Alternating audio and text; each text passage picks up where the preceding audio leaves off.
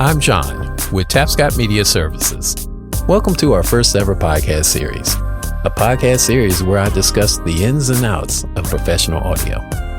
In this episode, I'm going to talk about a very important piece of equipment, the microphone, the first piece of equipment that sound touches in order for us to record audio.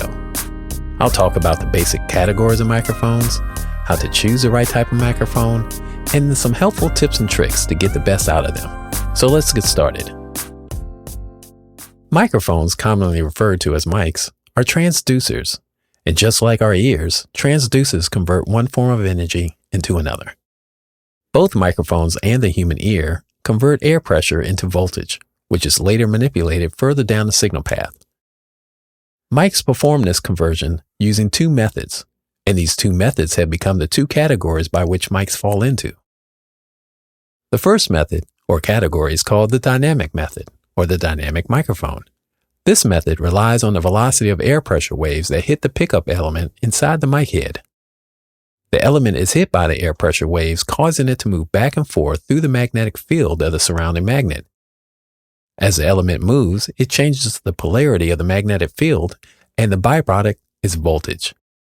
As the voltage travels through the wires attached to the surrounding magnet, a current is created and it is sent further down the signal path. Now remember, to create electricity, you need an electrical conductor, such as the element in the mic head, relative motion, such as the element moving back and forth due to the air pressure waves that are hitting it, and a magnetic field, such as the magnetic field provided by the surrounding magnet. You put all of these together and voila, you got a mic that generates voltage. Now the dynamic mic is a very sturdy mic and doesn't require any electricity because it creates its own. The amount of voltage it creates is directly correlated to the velocity of the air pressure waves that are hitting the element. The harder that the air pressure waves hit the element, the higher the voltage that is produced. The higher the voltage, the higher the signal that's going into the audio interface or the preamplifier.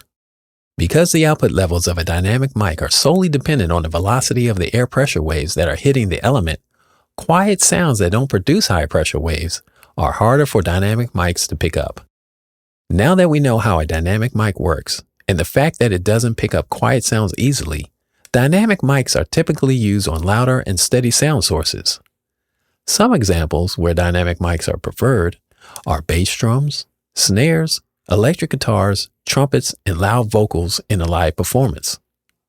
Now let's talk about the second category, or method, and that's the condenser category, or condenser mic. The condenser mic has the same elements as a dynamic mic with one main exception. It requires a constant 48 volts, commonly referred to as phantom power, in order for it to convert air pressure waves into voltage. The element of a condenser mic head has a diaphragm just like a dynamic mic, but it also has a static plate behind it that is constantly charged by those 48 volts.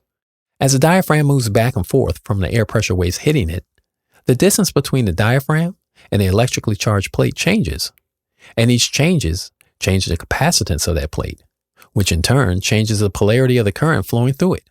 This oscillation in polarity changes the voltage that then travels down the signal path to be processed.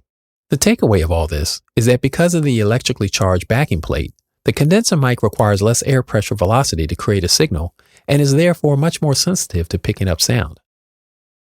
Because of the sensitivity of the condenser mic, they are typically used on sound sources that vary greatly in volume.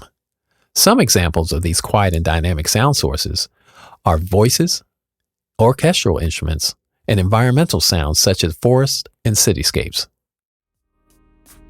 You should now have a basic understanding of the differences between a dynamic microphone and a condenser microphone. And knowing these differences, you'll have a better understanding of how to use them to capture the best audio for your recording needs.